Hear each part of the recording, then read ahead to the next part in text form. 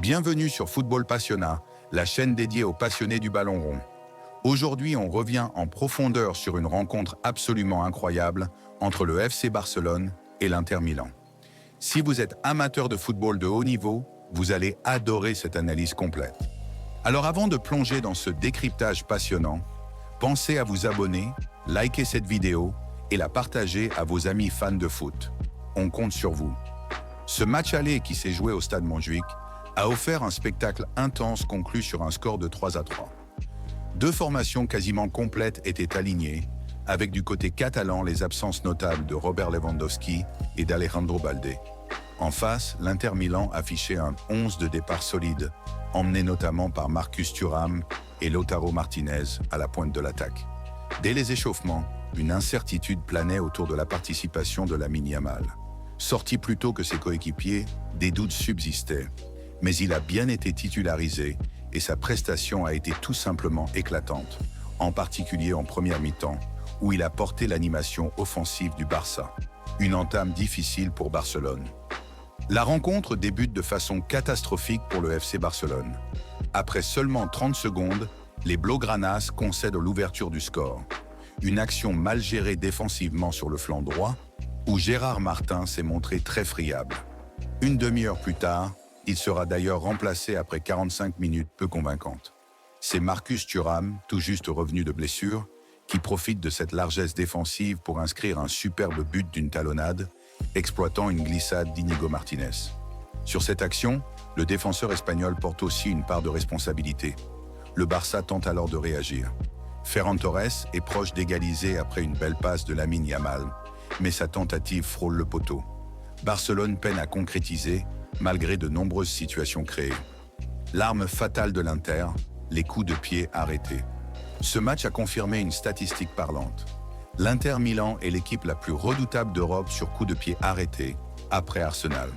Et cela s'est vérifié encore une fois. Le deuxième but milanais intervient à la suite d'un corner intelligemment joué, exploitant les failles du marquage catalan. Le troisième but, lui aussi, viendra d'une phase arrêtée.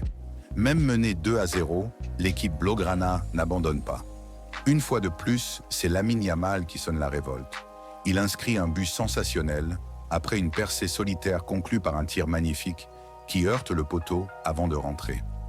L'action suivante est encore signée Yamal. Un dribble sublime sur Di Marco qui termine au sol, puis une frappe qui heurte la transversale, déviée par Sommer. Le jeune prodige catalan est partout et porte littéralement son équipe. Une égalisation logique avant la pause.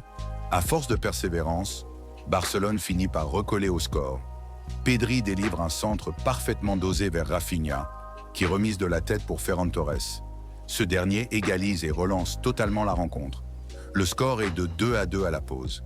Mais tout n'est pas rose. Jules Koundé sort sur blessure, remplacé par Eric Garcia. Lautaro Martinez, côté Inter, quitte aussi le terrain sur blessure.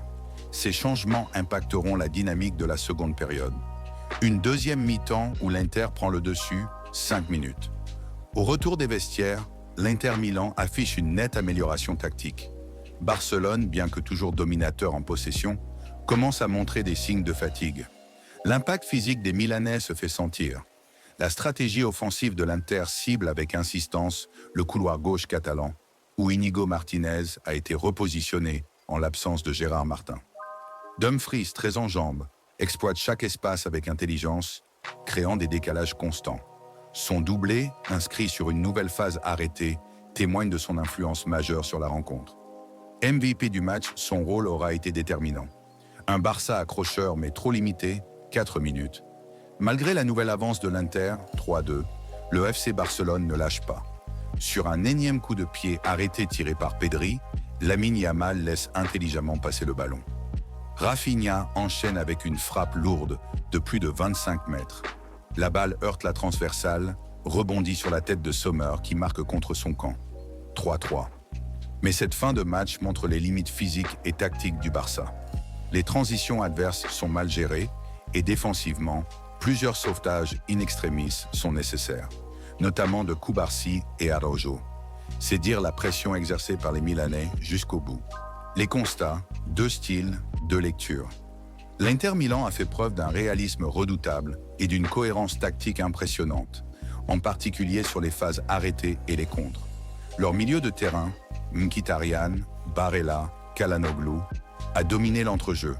En face, Barcelone a brillé par ses individualités, surtout Lamine Yamal, mais a manqué d'impact collectif défensif. Même si Pedri, Ferran Torres et Yamal ont eu des moments de lumière, le manque d'automatisme défensif a pesé. Barcelone encaisse 3 buts sans que l'Inter n'ait besoin de dominer outrageusement la possession. En conclusion, ce match aller entre Barcelone et l'Inter Milan fut un sommet de Ligue des Champions. 6 buts, une intensité folle, des revirements et surtout des talents individuels qui ont brillé. Le Barça a montré une force mentale remarquable en revenant au score à plusieurs reprises, mais les lacunes défensives sont préoccupantes à ce niveau. Pour le match retour, les Blaugranas devront retrouver de la rigueur, notamment sur coups de pied arrêtés. Le retour d'Alejandro Balde pourrait apporter une stabilité bienvenue.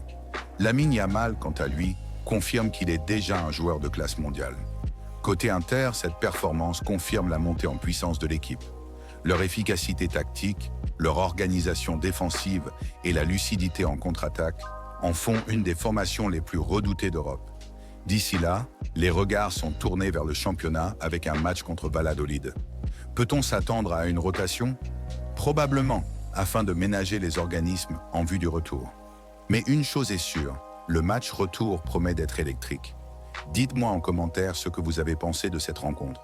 Quelles sont vos prédictions pour le match retour? Qui voyez-vous passer? Pensez à liker cette vidéo, à vous abonner à la chaîne Football Passionna et à la partager à fond.